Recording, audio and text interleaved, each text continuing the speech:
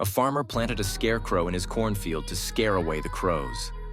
As soon as he finished setting it up, he heard children's laughter nearby. Jack searched everywhere but couldn't see anything. He thought his son was messing around, but his son said he had been inside the house the whole time. The next morning, to his surprise, Jack found the field full of dead crows. He was puzzled, but relieved that the crows wouldn't destroy his corn anymore.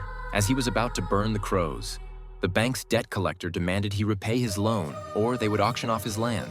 Jack had no choice but to hope for an extension. Seeing that he couldn't get the money, the debt collector had to leave. However, that night, the debt collector returned to the cornfield. He posted advertisements along the field, preparing to auction off the land. Just as he was crossing the cornfield to tell Jack the news, strange sounds suddenly came from all around. The debt collector was terrified. He ran back in a panic but didn't notice the oncoming truck.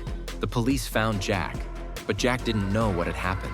With no evidence, the police could only classify it as an accident. At that moment, while inspecting the cornfield, Jack found a large wad of dollar bills and an expensive gold watch. Jack clearly remembered that it was the debt collector's gold watch. He began to suspect that all these strange things were related to the Scarecrow.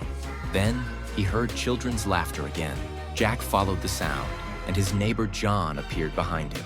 Jack told him everything, but John reassured him that he was overthinking it. These things might have been abandoned and had nothing to do with the Scarecrow.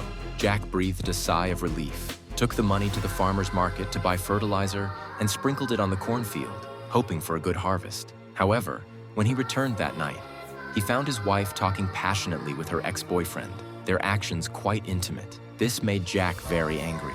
Jack ended up sleeping alone in the hallway, hoping the cornfield would bring him good luck. That night, he had a strange dream.